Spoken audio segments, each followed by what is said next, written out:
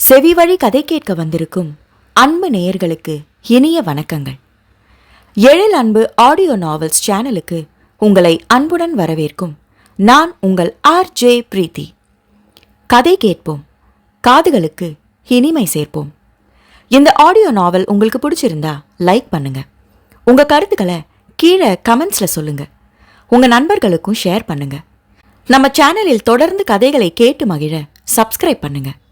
கூடவே பெல் பட்டனையும் தட்டிவிடுங்க. இப்ப கதை கேட்கலாம் வாங்க.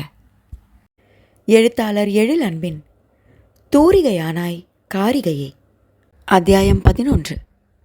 வினோ, என்னாச்சு? அன்னை பேசியதை நினைத்து கொண்டே வெறித்த பார்வையுடன் காரை ஓட்டியவனின் தோளை தொட்டி கேட்டாள் பிரதன்யா. ஒன்றும் இல்லை மேடம் என்றவன் அன்னை தந்த வலியை தன்னிடமிருந்து விரட்ட முயன்று வாகனம் செலுத்துவதில் கவனம் வைக்க ஆரம்பித்தான் வினோதன். ஒன்றும் இல்லையா? ஆனால் நீங்கள் நார்மலாக இருக்கிறது போல தெரியலையே, அவன் முகத்தை ஆராய்ந்து கொண்டே கேட்டாள். அப்படியெல்லாம் எதுவுமே இல்லை மேடம், நான் நார்மலாக தான் இருக்கேன். அவளின் புறம் திரும்பி உதட்டில் வரவழைத்த சிரிப்புடன் சொன்னான். ஆனாலும் பிரதன்யாவிற்கு அந்த வித்தியாசத்தை கண்டுபிடிக்க முடிந்தது. நான் கொடுத்த வேலையை நினச்சி பயப்படுறீங்களா வினோ? பிடிக்கலன்னா பரவாயில்ல, வண்டியை வீட்டு பக்கமாக திருப்புங்க என்றாள். ஐயோ, அப்படியெல்லாம் எதுவுமே இல்லை மேடம். நீங்கள் எனக்கு இந்த வேலையை கொடுத்ததை நினச்சி சந்தோஷந்தான் பட்டுக்கிட்டு இருக்கேன். நாம் போகிறோம், குற்றவாளியை பிடிக்கிறோம். எந்த வேலையும் எனக்கு அரையும் குறையுமா விட பிடிக்காது மேடம். இந்த விஷயமும் அப்படிதான். அந்த குற்றவாளியை பிடிக்கிற வரைக்கும் நான் ஓய போகிறதில்ல என்றான் தீவிரமாக. குட் வினோ, உங்கள் இந்த தைரியம் எனக்கு ரொம்ப பிடிச்சிருக்கு. அப்போது இந்த வேலையில் உங்களுக்கு பிரச்சனை இல்லை. ஆனால் வேற என்னவோ பிரச்சனை இருக்குது. என்னது வினோ அது? என்கிட்ட சொல்கிறதா இருந்தால் சொல்லுங்க என்றாள். உள்ளுக்குள் லேசாக அதிர்வாக உணர்ந்தாலும் வெளியே சலனமே இல்லாத உணர்வை தான் வெளிப்படுத்தினான். இல்லை மேடம், எனக்கு என்ன பிரச்சனை வரப்போகுது? எந்த பிரச்சனையும் இல்லை என்றவனை நம்பாத பார்வை பார்த்தாள். கண்களை எட்டாத சிரிப்பை காட்டி அவளை நம்ப வைக்க முயன்றான். உங்களுக்கு எந்த பிரச்சனையும் இல்லைன்னு நம்பிட்டேன் வினோ என்று அவனின் முயற்சியை முறியடித்தாள்.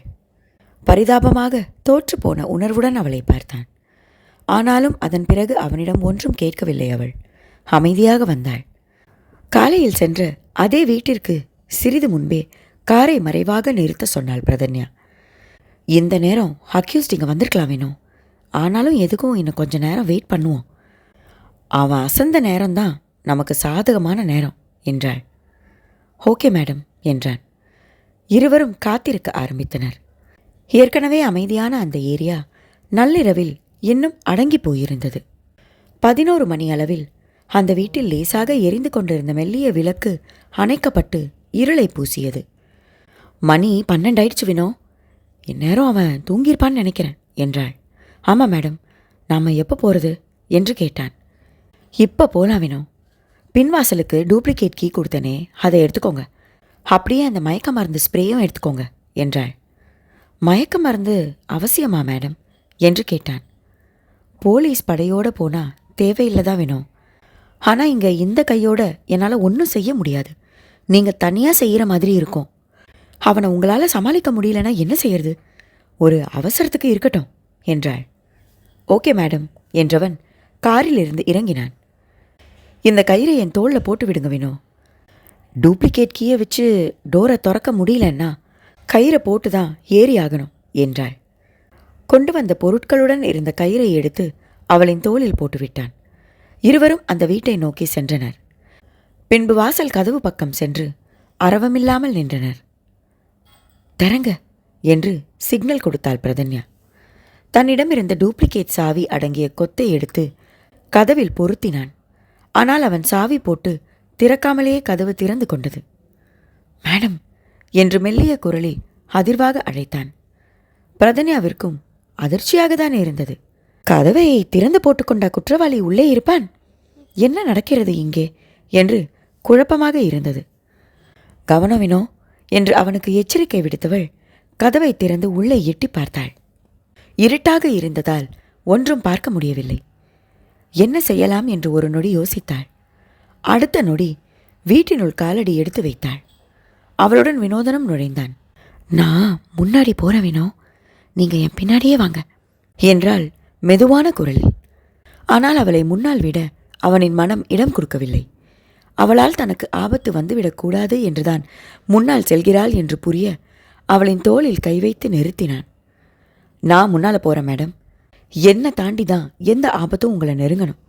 அப்படி நெருங்க நான் விடவே மாட்டேன் என்று அழுத்தமாக உரைத்தவன் அவளை பின்னால் விட்டு தான் முன்னால் சென்றான். ஒரு நொடி உறைந்து நின்றாள் பிரதன்யா. அடுத்த நொடி அவளின் உதடுகளில் புன்முறுவல் பூத்தது. மனதை தொட்ட அவன் அக்கறையை உள்வாங்கிக் கொண்டே அவன் பின் சென்றாள். அவர்கள் முன்னெச்சரிக்கைக்கெல்லாம் அவசியமே இல்லை என்பது போல அவர்கள் வீடு முழுவதும் சுற்றி வந்தும் அந்த வீட்டில் யாரும் இருக்கவில்லை. சற்று நேரத்திற்கு முன் இரவு விளக்கு எரிந்ததே, அது எப்படி என்ற குழப்பத்துடன் வீட்டை வலம் வந்து தோல்வியுற்றனர். வீட்டில் யாருமே இல்லையே மேடம் என்றான் வினோதன். அதான் எப்படின்னு தெரியல வினோ. இந்த வீடுன்னு தானே எனக்கு இன்ஃபர்மேஷன் வந்தது. அப்போது லைட்டு எரிஞ்ச போது அவன் வந்துட்டான்னு நினச்சேன். ஒருவேளை வந்துட்டு வெளியில் போயிட்டானோ குழப்பமாக கேட்டாள். நாம் இங்கே வரப்போகிறது வேற யாருக்கும் தெரிஞ்சு குற்றவாளியை தப்பிக்க வச்சிட்டாங்களோ என்று கேட்டான். அப்படி நடக்கவும் சான்ஸ் இருக்கு வினோ என்று சொல்லி கொண்டு இருக்கும்போதே அவளின் அலைபேசி சத்தமில்லாமல் அதிர்வை வெளிப்படுத்தியது. எடுத்து யார் என்று பார்த்தாள். பெயரில்லாத அழைப்பாக இருந்தது. யோசனையுடன் அழைப்பை ஏற்றாள். என்ன போலீஸ்காரமா, கையும் மண்டையும் உடஞ்சும் புத்தி வரலையே உங்களுக்கு? பாவம், அநியாயமாக ஏமாந்து போய் நிற்கிறீங்க போல இருக்கு என்ற நக்கலான குரல் கேட்டது. குரல் யார் என்று அடையாளம் காட்டவில்லை என்றாலும் யாராக இருக்கும் என்று பேசிய விஷயம் ஊர்ஜிதம் செய்தது. மகனை காப்பாற்றிட்டு தான் நினைப்பா? எத்தனை நாள் இப்படி காப்பாற்றுவீங்கன்னு நானும் பார்க்குறேன் மிஸ்டர் என்றாள். உன்னால் என் பையனை அசைக்க கூட முடியாது. ஒவ்வொரு முறையும் இப்படி ஏமாந்து போகாமல் போய் கல்யாண கனவு காணுங்க போலீஸ்காரமா என்று சொல்லிவிட்டு அழைப்பை அந்த பக்கம் துண்டித்து விட, ச்சே என்று ஆத்திரத்துடன் கத்தினாள் பிரதன்யா. அந்த பையனோட அப்பாவா மேடம் என்று கேட்டான் வினோதன். ஆமா வினோ, அந்த ஆள் தான். மகனை காப்பாற்றிட்டோன்னு மெதப்பில் பேசுகிறான் என்றாள் வெறுப்பாக. நாம் வரப்போகிற தகவல் எப்படி மேடம் கிடச்சிருக்கோம்? எந்த துறையிலையும் பச்சோந்திகளுக்கு பஞ்சமே இல்லை வினோ. அந்த இன்ஸ்பெக்டர் என்னை கூட வாட்ச் பண்ணிகிட்டு இருந்திருக்கலான்னு நினைக்கிறேன். அவன் அப்பனும் என்னை நோட் பண்ண ஆள் விட்டுருப்பான். நம்ம காலையில் இங்கே வந்தது அவன் காதுக்கு நியூஸ் போயிருக்கோங்கிறது தான் என்னோட கெஸ்ஸு என்றாள். கெட்டவங்களுக்கு தான் காலம் இல்லையா மேடம் என்றான். உண்மைதான் வினோ. ஆனால் அதே நேரம் கெட்டது மட்டுமே ஜெயிக்காதுன்னு எந்த கெட்டவனுக்கும் அவ்வளோ சீக்கிரம் புரியறதில்ல. நல்லது ஜெயிக்கும்னு காட்டுவோம் என்றாள். இப்போ என்ன பண்ணலாம் மேடம்? வீட்டுக்கு போக வேண்டியதான் வினோ என்று அலுப்புடன் சொல்லியவள் அவனுடன் வீட்டிலிருந்து வெளியேறினாள். பிரதன்யாவை வீட்டில் விட்டுவிட்டு வினோதன் தன் வீட்டிற்கு சென்றபோது 2 மணியை நெருங்கியிருந்தது. வீட்டு கதவை திறந்து உள்ளே சென்றபோது சாந்தி அசந்து தூங்கிக் கொண்டிருந்தார். அன்னையின் முகம் பார்க்க கூட பிடிக்கவில்லை அவனுக்கு. அன்னையின் பேச்சு தந்த தாக்கம் இன்னும் இதயத்தை விட்டு அகலவில்லை. சொந்த வீட்டிற்குள் நுழைவதே அவனுக்கு மூச்சு முட்டும் உணர்வை கொடுத்தது. முயன்று தன் உணர்வுகளை அடக்கி கொண்டு பாயை விரித்து படுக்கையில் விழுந்தான் வினோதன். மேலும் 2 நாட்கள் சென்றது. இன்னும் அந்த சந்தோஷ் இருக்கும் இடத்தை தீவிரமாக தேடிக்கொண்டிருந்தாள் பிரதன்யா. இதனிடையே அவளின் திருமண வேலைகள் எந்த தடங்களும் இல்லாமல் நடந்து கொண்டிருந்தது. ஆனால் அவள் அதில் எதிலும் கலந்து கொள்ளவில்லை. அர்ஜுன் அதன் பிறகு அவளை காண வரவும் இல்லை. பிரதன்யா அலைபேசியிலும் அவனிடம் பேசவில்லை. அவளின் கவனம் எல்லாம் சந்தோஷை பிடிப்பதில்தான் இருந்தது. அதனால் வினோதனை துணைக்கு அழைத்து கொண்டு சில விசாரணைகளை ரகசியமாக மேற்கொண்டாள். அதன் மூலம் கிடைத்த தகவல்களை சேகரித்தாள். அவளின் சிந்தனை எல்லாம் அதில்தான் இருந்ததே தவிர அவளிடமும் ஒருவன் பேச காத்து கொண்டிருப்பான் என்பது அவளுக்கு மறந்து போனது. ஆம், அர்ஜுன் அவள் அழைப்பிற்காக காத்திருந்தான். திருமணத்திற்கு காத்து கொண்டிருக்கும் மணமகனுக்கே உள்ள எதிர்பார்ப்பு அவனுக்கும் இருந்தது. ஆனால் அதை நிறைவேற்ற வேண்டியவளோ தன் கடமையே முதலில் என அதில் மட்டும் கவனமாக இருக்க அர்ஜுனின் எதிர்பார்ப்பு ஏமாற்றமாக மாறியது. 2 நாட்கள் காத்திருந்தவன் 3ஆம் நாள் முடியாமல் அவனாக பிரதன்யாவை அழைத்தான் அர்ஜுன். ஹலோ அர்ஜுன் என்று உடனே அழைப்பை ஏற்று பேசினாள் பிரதன்யா. அவள் உடனே எடுக்கவும் சற்றே நிம்மதி மூச்சு விட்டு கொண்டான் அர்ஜுன். ஹாய் தன்யா, எப்படி இருக்க? 2 நாளாக பேசவே இல்லை, பிஸியா என்று கேட்டான். I'm fine. ஆமாம் அர்ஜுன், கொஞ்சம் வேலை இருந்தது என்றாள். ஓகே, அப்புறம் கை காயம் எப்படி இருக்கு? வலி எதுவும் இருக்கா என்று கேட்டான். இல்லை அர்ஜுன் என்று அவள் சொல்லிக் கொண்டிருக்கும் போதே பிரதன்யாவிற்கு இன்னொரு அழைப்பு வந்தது. அது முக்கியமான அழைப்பாக இருக்க, அர்ஜுன் எனக்கு ஒரு முக்கியமான கால் வந்துட்டுருக்கு, நான் அப்புறம் பேசுகிறேன், பாய் என்றவள் அவனின் பதிலுக்கு கூட காத்திருக்காமல் உடனே அழைப்பை துண்டித்தாள். தொடர்பு துண்டிக்கப்பட்ட அலைபேசியை வெறித்து பார்த்தான் அர்ஜுன். ஹலோ, நான் கேட்ட தகவல் கிடைச்சதா? அர்ஜுனை மறந்து தனக்கு வந்த அழைப்பை ஏற்று பேச ஆரம்பித்தாள் பிரதன்யா. ஓ அப்படியா, எந்த ஏரியா? இன்ஃபர்மேஷன் கரெக்ட் தானே? எந்த சொதப்பலும் இருக்காதே. ஓகே, வேற எதுவும் சேஞ்ச் இருந்தால் உடனே அப்டேட் பண்ணுங்க என்று பேசி முடித்தவள் அடுத்து வினோதனுக்கு அழைத்தாள். ஹலோ வினோ, எங்கே இருக்கீங்க என்று கேட்டாள். இங்கே கடையில் தான் மேடம் என்றான். ஓகே வினோ, ஒரு முக்கியமான விஷயம். என்ன மேடம், சொல்லுங்க. அந்த சந்தோஷ் இருக்கிற இடம் தெரிஞ்சிடுச்சு. இன்னைக்கு நைட் அவனை நாம் அமுக்கணும். அப்படியா மேடம்? இன்னைக்கு அவனை தப்பிக்க விடவே கூடாது மேடம். அதுக்கு தான் நான் பக்காவாக ஒரு பிளான் வச்சுருக்கேன் வேணும். இந்த முறை அவன் தப்பிக்கவே முடியாது. அப்புறம் இன்னைக்கு நைட்டு நம்ம கூட ஏசிபி சாருக்கு நம்பிக்கையான ஒரு கான்ஸ்டபிள் வர்றாரு மேடம் என்று தயக்கமாக இழுத்தான் வினோ. என்ன வினோ, எதுக்கு தயக்கம்? கான்ஸ்டபிள் வந்தால் நான் உங்கள் கூட வரதில் எதுவும் பிரச்சனை இருக்காதே என்று கேட்டான். அதெல்லாம் ஒரு பிரச்சனையும் இல்லை வினோ, நான் ஏசிபி சார்கிட்ட ஏற்கனவே இதை பற்றி சொல்லிட்டேன் என்றாள். ஓகே மேடம் என்றான். திறமையான ஆள், ஆனால் ஏழ்மையின் தாக்கம் நிறைய இருக்கு என்று வினோதனை பற்றி தனக்குள் பேசிக்கொண்டே அழைப்பை துண்டித்தாள் பிரதன்யா. அதன் பிறகு அவளின் முழு கவனமும் சந்தோஷை தப்பிக்க விடக்கூடாது, எப்படியாவது மடக்கி பிடிக்கலாம் என்பதில்தான் இருந்தது. அதில் அர்ஜுன் என்பவனை மறந்துதான் போனாள். அதை பற்றிய யோசனையில் அந்த நாள் கடக்க அன்று இரவு கான்ஸ்டபிள் வினோதனுடன் சந்தோஷ் மறைந்திருக்கும் இடத்திற்கு சென்று சேர்ந்தாள் பிரதன்யா. ஊருக்கு வெளியே இருந்தது அந்த கட்டிடம். சுற்றிலும் வயல்வெளி இருக்க அதன் நடுவே இருந்த வீட்டில் சந்தோஷ் இருப்பதாக தகவல் வந்திருந்தது. மூவரும் அந்த இடத்திற்கு சென்று சேர்ந்தபோதே நள்ளிரவாகியிருந்தது. இந்த இடம்தானா மேடம் என்று கான்ஸ்டபிள் விசாரித்தார். இந்த இடம்தான் கான்ஸ்டபிள், நீங்களும் வினோவும் வீட்டை சுற்றி ஆளுக்கு ஒரு பக்கம் போங்க, நான் இந்த பக்கம் போகிறேன், கவனம், அவன் இந்த முறை தப்பிச்சிடக்கூடாது என்றாள். ஓகே மேடம் என்ற இருவரும் ஆளுக்கு ஒரு பக்கமாக சென்று அந்த வீட்டை நெருங்கினர். பிரதன்யாவும் வேறு பக்கம் சென்றாள். வீட்டை சுற்றி வளைப்பது போல் சென்றவர்கள் வீட்டின் உள்ளே செல்லும் வழியின் மார்க்கத்தை தேடினர். வினோதன் சென்ற பக்கம் ஒரு ஜன்னலும் தண்ணீர் பைப்பும் தான் இருந்தது. ஜன்னல் கம்பிகளை பிடித்து கதவை தள்ளி பார்த்தான். இறுக மூடியிருந்தது. ஜன்னல் பிரயோஜனம் இல்லை என்ற முடிவுக்கு வந்தவன் யோசனையுடன் தண்ணீர் பைப்பை பார்த்துவிட்டு அடுத்த நொடி ஜன்னலில் ஒரு காலும் பைப்பில் ஒரு காலும் வைத்து மேலே ஏற ஆரம்பித்து விட்டான். ஜன்னல் அருகில் இருந்ததால் அதிக சிரமப்படாமல் ஏறிவிட்டான். பைப் முடிந்த இடம் மொட்டை மாடியாக இருந்தது. கவனமாக ஏறி மொட்டை மாடிக்கு சென்றவன் படிக்கட்டு எந்த பக்கம் இருக்கிறது என்று பார்த்தான். ஒரு மூலையில் கதவு தெரிந்தது. அதன் அருகில் சென்றவன் கதவை திறக்க முயன்றான். லேசாக ஆடியதே தவிர திறக்கவில்லை. கதவில் பலம் இல்லை என்பதை அது ஆடிய ஆட்டத்திலிருந்தே புரிந்து கொண்டவன் இன்னும் பலமாக பிடித்து இழுத்தான். அவனின் சிறிது நேர முயற்சிக்கு வெற்றி கிடைக்க பழைய கதவான அது திறந்து அவனுக்கு வழிவிட்டது. பூனை போல அடி எடுத்து படியில் இறங்கினான். வீடு இருள் சூழ்ந்து இருந்தது. சிறு நொடிகள் நின்று இருட்டிற்கு கண்களை பழக்கப்படுத்தி கொண்டு மெல்ல கீழே இறங்கி சுவரின் பக்கம் வந்து தடவி பார்த்தான். படிக்கட்டின் அருகிலேயே பின்பக்க வாசலின் கதவு இருக்க மகிழ்ச்சியுடன் தாழை நீக்கி கதவை திறந்தான். அப்போதுதான் பின்பக்க கதவின் பக்கம் வந்திருந்த பிரதன்யா கதவு திடீரென்று திறக்கவும் சட்டென்று கவனமானாள். மேடம், நான் தான் என்று மெல்ல குரல் எழுப்பிய வினோதன் அவளை உள்ளே அழைத்தான். குட் ஜாப் வினோ என்று மெதுவான குரலில் சொன்னவள் அவன் எங்கே என்பதாக கேட்டுக்கொண்டே உள்ளே வந்தாள். பின்பக்க கதவை திறந்ததும் சிறிது வெளிச்சம் வர அந்த வெளிச்சத்தில் அவன் எங்கே என்று தேடினர். அந்த வீட்டில் ஒரே ஒரு அறை மட்டுமே இருந்தது. அதுவும் லேசாக திறந்திருக்க அதில்தான் அவன் இருக்க வேண்டும் என்ற அனுமானத்தில் இருவரும் சத்தமில்லாமல் அங்கே சென்றனர். லேசாக திறந்திருந்த கதவை எட்டி பார்க்க கட்டிலில் யாரும் இருப்பதாக அறிகுறியே இல்லை. இருவரும் ஏமாற்றத்துடன் ஒருவரை ஒருவர் பார்த்து கொண்டனர். மீண்டும் பார்வையை உள்ளே துழாவ விட்ட வினோதனின் கண்கள் பிரகாசமாக மாறியது. பிரதன்யாவின் கையை லேசாக பிடித்து அவளையும் பார்க்க சொன்னான். கேள்வியுடன் பிரதன்யாவின் முகமும் பிரகாசமாக ஒளிர்விட்டது.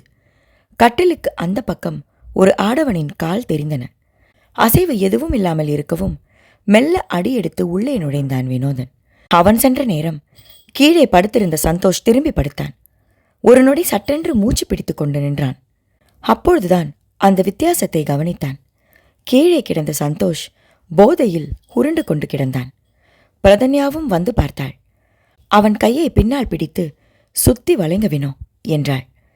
உடனே அவள் சொன்னதை செயல்படுத்த சந்தோஷின் அருகில் சென்றவன் அவனின் ஒரு கையை பிடித்து கொண்டிருந்த போதே சந்தோஷ் உணர்வு வந்தது போல் துள்ளியவன் அடுத்த நொடி தன் அருகிலேயே கிடந்த கத்தியை எடுத்து, எவன்டா அது என்று கேட்டுக்கொண்டே வீசினான்.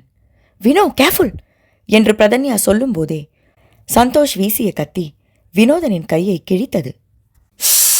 என்று முனகினாலும் சந்தோஷை பிடித்த பிடியை தளர்த்தாத வினோதன், நீங்க பக்கத்தில் வராதீங்க மேடம், சார் நீங்க வாங்க என்றான். வாய் பேசிய அதே நேரத்தில் அவன் கையும் சந்தோஷை சுற்றி வளைக்கும் வேலையை பார்த்து கொண்டிருந்தது. அவன் கையில் இருந்த கத்தியை மீண்டும் உபயோகிக்க விடாமல் தடுத்தவன் கான்ஸ்டபிள் வரவும் அவருடன் சேர்ந்து சந்தோஷை பிடித்து அழுத்தினான். போதையில் இருந்ததால் சந்தோஷ் சுலபமாக மாட்டியும் கொண்டான். சிறிது நேரத்தில் அவனின் கையை பின்னால் பிடித்து கட்டி காருக்கு அழைத்து வந்தனர். ஏய், யாரா நீங்களாம்? எங்க அப்பா யார் தெரியுமா? ஒழுங்கா என்னை விடுங்க என்று துள்ளிக்கொண்டே வந்தான் சந்தோஷ். வாயை மூடிட்டு வாடா என்று அவன் தலையில் 2 போடு போட்ட கான்ஸ்டபிள் அவனை காரின் பின்பக்கம் தள்ளி ஏற்றினார். பெரிய காயமாவினோ என்று காரில் முன்பக்கம் ஏறியதும் வினோதனிடம் கேட்டாள் பிரதன்யா. இல்ல மேடம், சின்னதா தான் கிழிஞ்சிருக்கு என்றான் லேசாக சிரித்து கொண்டே.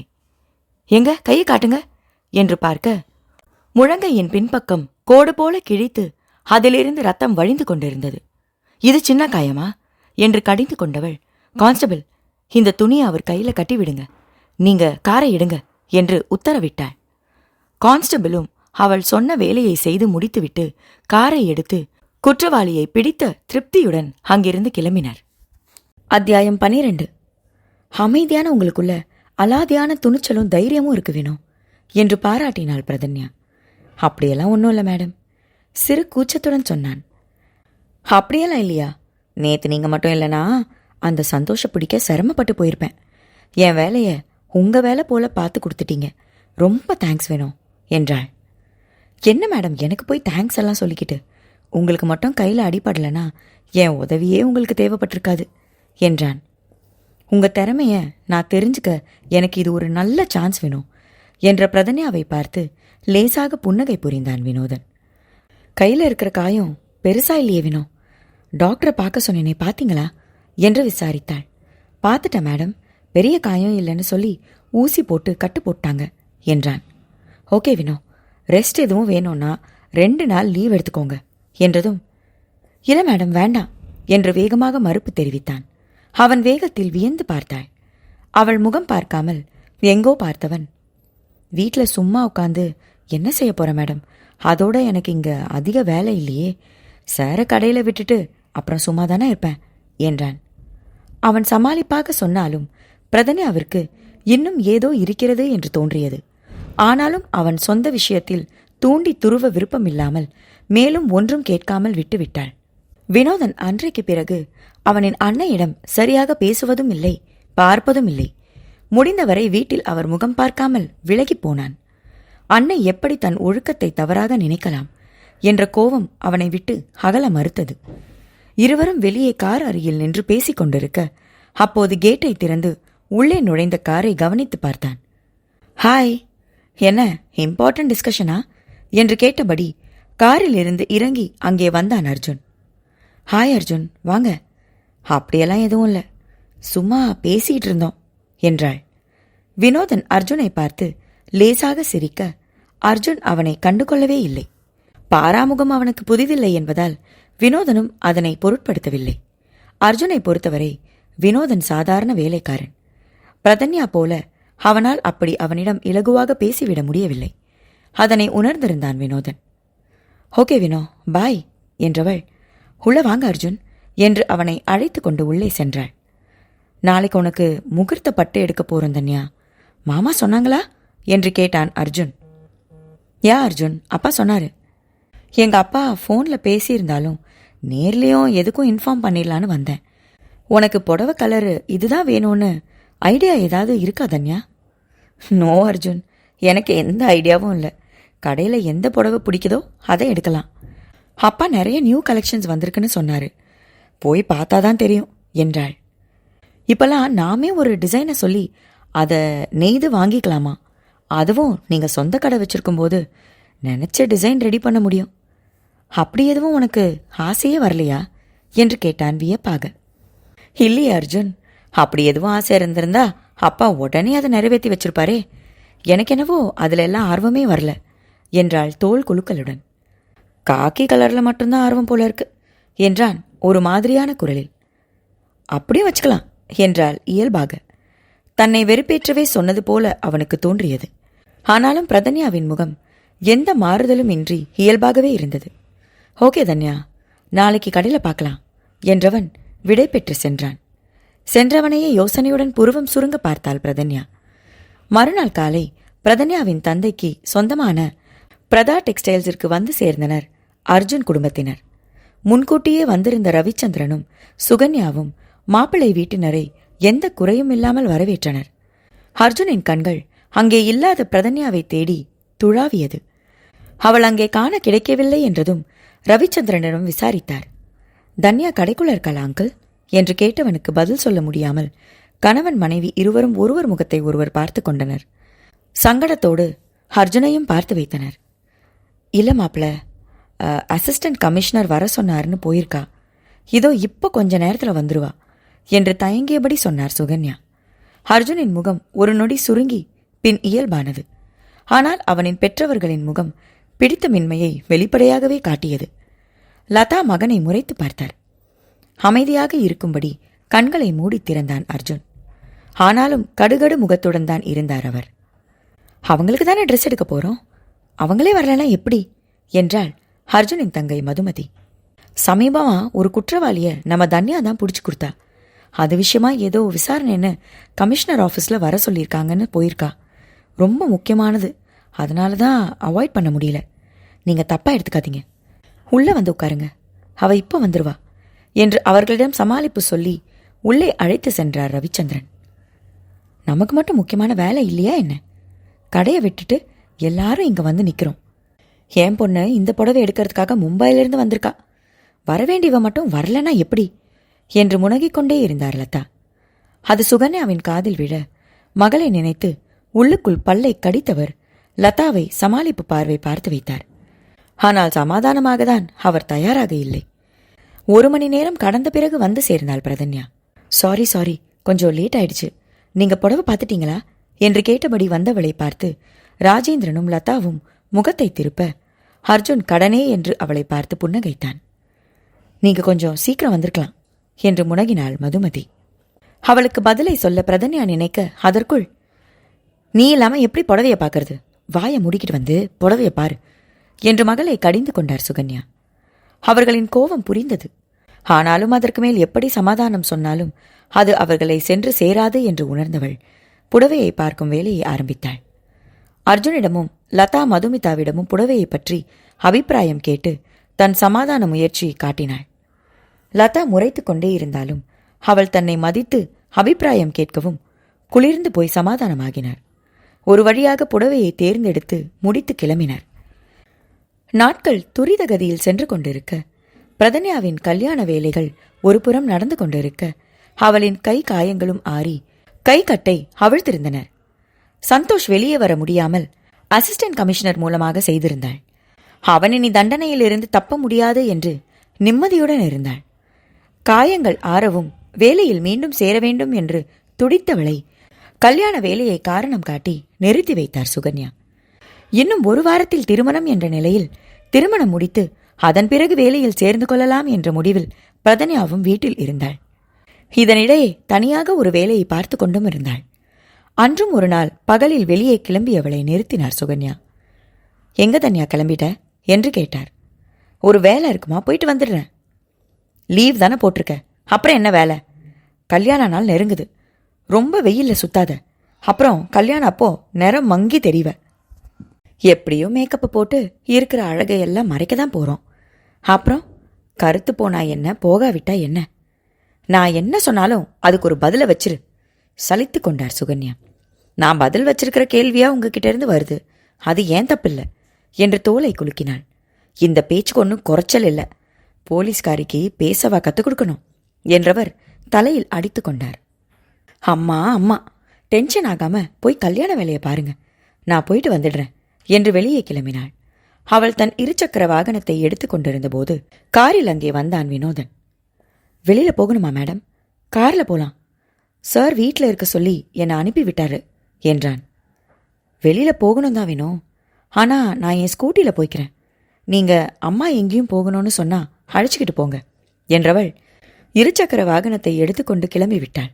அவனும் சில நாட்களாக கவனித்துக் கொண்டுதான் இருந்தான். அவள் மட்டும் தனியாக வெளியே சென்று வருவதை, எங்கே செல்கிறாள் என்ற காரணமும் அவனுக்கு தெரியவில்லை என்பதால் சென்றவளை கேள்வியுடன் பார்த்தாலும் அதை ஆராய்வது நம் வேலை இல்லை என்று ஒதுக்கி தள்ளினான். அவனுக்காகத்தான் வெளியே சென்று கொண்டிருக்கிறாள் என்று அவனுக்கு தெரிய வந்தபோது வாயடைத்துதான் போனான் வினோதன். நாட்கள் சென்று கல்யாணத்திற்கு முதல் நாளும் வந்து சேர்ந்தது. அன்று காலையிலேயே அன்னையை சமாளித்துவிட்டு வீட்டின் வெளியே வந்தவள் வினோதனை காரை எடுக்க சொன்னாள். வீடு நிறைய சொந்தங்களையும் நாளை திருமணத்தையும் வைத்துக்கொண்டு இந்த நேரத்தில் தனியாக எங்கே போக செல்கிறாள் என்று யோசித்தாலும், எங்க போகணும் மேடம்? காரை ஓட்டிக்கொண்டே கேட்டு வைத்தான். போய்கிட்டே இருங்க வினோ, சொல்றேன் என்றாள் புன்னகையுடன். அவனும் அமைதியாக காரை ஓட்ட, ஏன் வினோ, மெக்கானிக் வேலை பார்க்காம உங்களுக்கு கஷ்டமா இல்லையா என்று கேட்டாள். மேடம் என்றான் கேள்வியுடன். தயங்காம சொல்லுங்க வினோ என்றாள். அது மேடம், இல்லாததை நினைச்சு வருத்தப்படுறதை விட இருக்கிறத வச்சு சந்தோஷப்படுறது தான் எனக்கு பழக்கம் மேடம். இப்பவும் பழகி போச்சு என்று அவன் சொன்னாலும் அதன் பின் ஒளிந்திருந்த வலியையும் உணர்ந்து கொண்டாள் பிரதன்யா. அதன் பிறகு இருவரும் பேசவே இல்லை. அவள் சொன்ன பக்கம் வண்டியை விட்டான். அவள் நிறுத்த சொன்ன இடத்தில் நிறுத்தினான். நீங்களும் இறங்கி வாங்க வினோ என்று அவனையும் அழைக்க, எதற்கு என்று தெரியவில்லை என்றாலும் அவள் சொன்னதை அப்படியே செய்தான். காரை சுற்றி சென்று அவள் ஒரு பூட்டிய கடையின் முன் நிற்பதைக் கண்டு தானும் வந்து நின்றவன் அந்த கடையின் பெயரை பார்த்தான். பார்த்தவன் கண்கள் விரிந்து பின் பிரதன்யாவை கேள்வியுடன் பார்த்தான். வினோ, பேர் எப்படி பிடிச்சிருக்கா, இல்ல வேற பேர் வைப்போமா என்று மென் புன்னகையுடன் கேட்டாள். மேடம், இது இது இது யார் கடை மேடம் என்று தடுமாறி கேட்டான். என்ன கேள்வி இது வினோ? கடை பேரை சரியா படிக்கலையா நீங்க? எங்க திருப்பி படிங்க பாப்போம் என்றாள் புன்னகை மாறாமல். வினோ மெக்கானிக் கடை, வினோ சர்வீஸ் சென்டர். எப்படி பேரை சொல்லும் போதே நல்லா இருக்குல்ல என்று கேட்டாள் பிரதன்யா. வினோதனும் வாய்விட்டு சொல்லி பார்த்தான். சொல்லும்போதே அவனின் உடலில் லேசாக நடுக்கம் ஓடி மறைந்தது. பேரு பிடிச்சிருக்கான்னு சொல்லவே இல்லையே வினோ மீண்டும் கேட்டாள். அவனால் பேசக்கூட முடியவில்லை. அவனின் தொண்டையெல்லாம் அடைத்து கொண்டது போல இருந்தது. பிடித்திருக்கிறது என்பது போல தலையை மட்டும் அசைத்தான். ஆனா மேடம், இது எப்படி என்று திணறியபடி கேட்டான். சொல்ற வினோ. அதுக்கு முன்னாடி இந்தாங்க சாவி, கடையை தரங்க என்று சாவியை அவன் கையில் கொடுத்தாள். சாவியை கையில் வாங்கியவன் கை நடுங்கியது. அவன் தோளை தட்டி கொடுத்தவள், ரிலாக்ஸ் வினோ என்றாள். நீங்களே தரங்க மேடம் என்று சாவியை திருப்பி நீட்டினான். மறுப்பாக தலையை அசைத்தவள், உங்க கடை, இப்போ நீங்க தரங்க, நாளைக்கு திறப்பு விழால நான் திறக்கிறேன் என்றாள். திறப்பு விழாவா? வியப்புடன் கேட்டான். ஆமா, கல்யாணம் முடிஞ்ச பிறகு மாப்பிள்ளை வீட்டுக்கு போயிட்டு அடுத்து இங்கேதான் வரும். கடையை திறக்கிறோம். அப்பா கிட்ட சொல்லிட்டேன். அப்பா எல்லா ஏற்பாடும் செய்யறதா சொல்லிட்டாரு. இப்போ கடையை டெக்கரேட் பண்ண ஆளுங்க வருவாங்க. அதை நீங்க மேற்பார்வை பார்க்கணும். அதான் இப்பவே சாவியை தரேன் என்றாள். மேடம், இதெல்லாம் எப்படி? கடைக்கு காசு என்று தயக்கத்துடன் கேட்டான். ஷ், முதல்ல தொடங்க, உள்ள போய் பேசுவோம் என்றாள். நடுங்கிய கையுடன் கடையை திறந்து உள்ளே சென்றான் வினோதன். கடை சற்று விசாலமாக தான் இருந்தது. கடைக்கு வெளியேவும் தாழ்வாரம் போட்டு இடம் நிறைய இருந்தது. வெயில் இல்லாமல் வண்டியை பழுது நீக்க நன்றாக வசதியாகவே இருக்கும். கடைக்கு உள்ளேயும் பழுது நீக்க தேவையான உபகரணங்களும் வாங்கி வைக்கப்பட்டிருந்தன. இப்படி ஒரு கடையை அவன் சுத்தமாக எதிர்பார்க்கவே இல்லை. வியப்புடனும் நம்ப முடியாத திகைப்புடனும் கடையை சுற்றி வந்தான் வினோதன். விசாரிச்சு கொஞ்சம் பொருளெல்லாம் வாங்கிட்ட வினோ, வேற எதுவும் குறைஞ்சா சொல்லுங்க, அதையும் வாங்கிடுவோம் என்றாள். இதுவே அதிகம் மேடம். ஆனா மேடம், இதுக்கெல்லாம் பணம் என் கையில அவ்வளவு இல்லையே என்றான் இயலாமையுடன். இப்போ உங்ககிட்ட யார் பணம் கேட்டா? இந்த கடை வாடகை கடை தான். கடைக்கு 1 வருஷத்துக்கு அட்வான்ஸ் கொடுத்தாச்சு. 1 மாசம் வாடகையும் கொடுத்தாச்சு. அடுத்த மாசத்துல இருந்து நீங்க தான் வாடகையை கொடுக்கணும். இந்த கடை என் கல்யாணத்துக்கு நான் உங்களுக்கு தர்ற கிஃப்ட். கிஃப்ட்னு சொன்ன பிறகு இதுக்கு மேல காசை பத்தி பேசக்கூடாது என்றாள் கண்டிப்புடன். ஆனா மேடம், இந்த கிஃப்ட் எனக்கு ரொம்ப அதிகம் என்றான் தயக்கத்துடன். மூச்சு. அதிகம் குறைவுன்னு எந்த பேச்சும் கூடாது என்றாள் கட்டளையாக. ஆனால் அவனுக்கு மனதை உறுத்தியது. முன்பணம் எப்படியும் அதிகமாக இருக்கும். அவ்வளவு பணத்தை எப்படி சும்மா வாங்கிக் கொள்வது? அட்வான்ஸ் எவ்வளவுன்னு சொல்லுங்க மேடம், நான் கொஞ்சம் கொஞ்சமா தந்துடுறேன் என்று கேட்டான். வினோ என்று அதட்டலாக அழைத்தாள். ப்ளீஸ் மேடம், எனக்கு ரொம்ப கஷ்டமா இருக்கு. என்னால இவ்வளோ பெரிய தொகையை உங்ககிட்ட சும்மா வாங்கிக்க உறுத்தலா இருக்கு என்றான். அவனையே சில நொடிகள் அழுத்தமாக பார்த்தாள். அவனும் விடாமல் பிடிவாதமாக பார்த்தான். என்று நீண்ட பெருமூச்சை இழுத்து விட்டவள், சரி, உங்க மன ஆறுதலுக்காக சொல்றேன். பட் இப்ப இல்ல, முதல்ல கடை ஆரம்பிங்க. கடை டெவலப் ஆகி ரன் ஆகட்டும். கடை நல்லா ரன் ஆனதும் எனக்கு தெரிகிற போது அட்வான்ஸ் எவ்வளோன்னு சொல்றேன்.